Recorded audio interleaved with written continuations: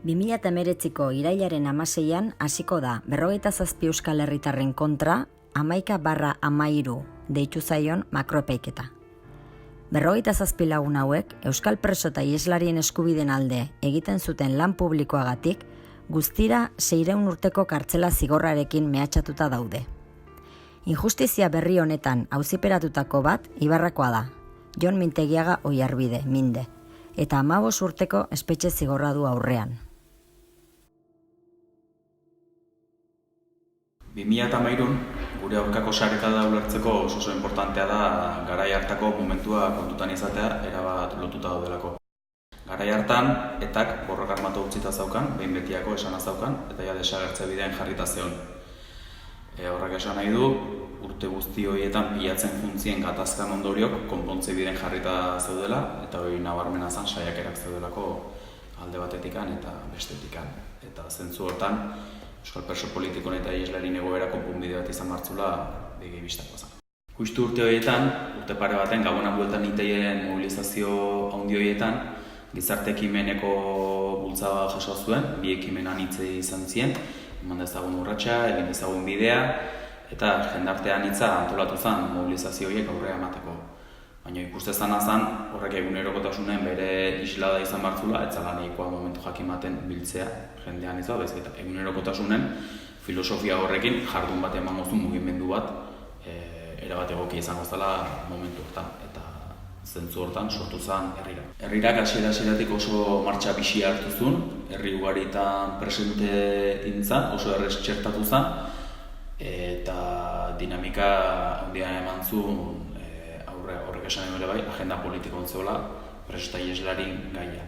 Estatuko estolderietan eharki konturatu ziren hortaz, eta justu herrira sortu eta urte terdira edo, Europatikan, Estrasburgotikan, Parot doktrina deitzen zitzaionan ebazpenan zain geundela, horrek suposatuko luke aldekoa balitza 60 bat preso kaleatako liakela bere alakon, ebazpen hori jaso aurretikan aldekoa zana, gure aldekoa zana, estatuak, Guardia Zibilak, metraietak eskutan, eman zuen aurrea olako kolpe polizial hau, herrira mugimendua deseginez. Neroni, kide gehienak ez dela Hernaniko herrirako bulego honean, Guardia Zibila sartu zanen, eta guztira 18 lagun atxilotua izan ziren, eta 20 inputatuak geratu ginean geroztikan. Hoi izan zen gaur egungo sumaria osatu zunan hasiera.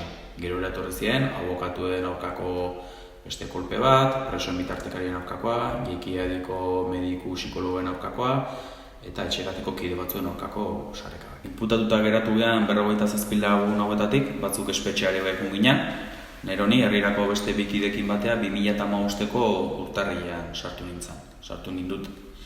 Lehen hori espetxean ondako naiz, gazte denboratan beste 5 urte pasatako naiz, baina kasu honetan diferentea izan da. Diferentea zen, guraso nintzelako, 2 urte terdiko ume baten aitan nintzelako, eta asunto guztia gestionatzea tokatzea dezalako, bai emozionalki, oso gogorra dazalako, utxune handia gehatzen dalako normean baitan, eta baita ere bai, arrazoi honengatikan gure kikiak dispersioan gurpien sartu beharra dakatelako. Esango nuke nahiko ondo eman genula, saiatzen nintzen harreman hori elikatzen, bateko ipuiakein, besteko eskulanakein, eta hilabeteko gisa-bisetan oso ondo jutezian. Tarte motza zen, baina arnasa asko handi ematen ziguna eta asko betetzen gintuna. Baina hala eta guztiz, ez nesemen kasun, horako dermatitis fuerte bat zehatuzun, harpa duzun, eta jota korpuz guztian mantxaz josita gatu ditzaion, eta azala erabat laztuta ez hor.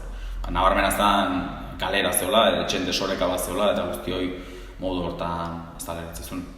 13 hilabete eta gero baldintzapeko askatasuna mantziaten, bai nahi eta baita beste kideire, batei ni baino leheno, beste ni baino behan dugu.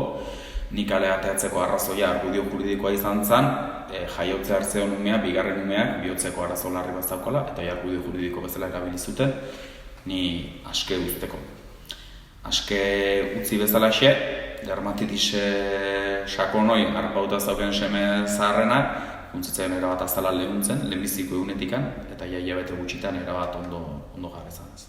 Tarte honetan, auzipetu guztike, gure baldintza guztikin eta astero sinatu beharrak eta pasaporteak enduta eta muga guztikin gure bizimodua antolatzen jungea, eta bateko eta besteko gure gugeu gehienoke adin tarte jakin bateko geanez, familiak ugarik diteu, familiak osatu diteu, eta gaur egun ia 40 adin txikiko hau gure karguaz.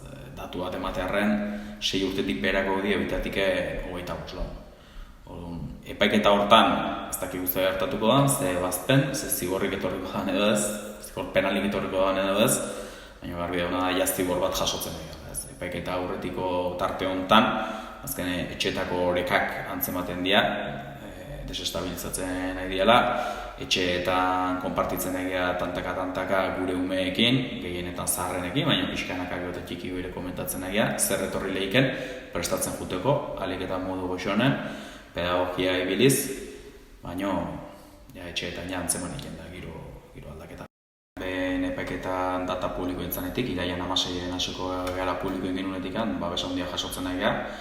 Jendartean nintzen partetik gaina, sektore oso ezberdinetatik.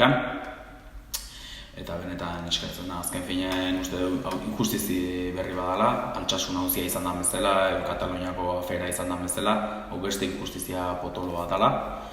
Gu bere garaien elkartasuna josten egin ginen, kasu hortan euskal personalde, eta guk eskatzen gara elkartasun hori bueltan jasotzen egia eta oso pozik gaude.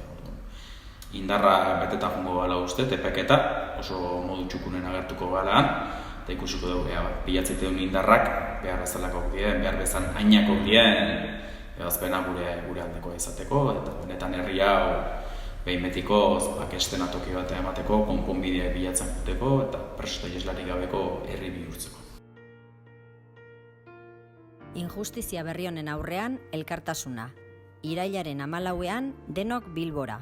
27 herrian lelopean egingo den manifestazio nazionalean parte hartzera.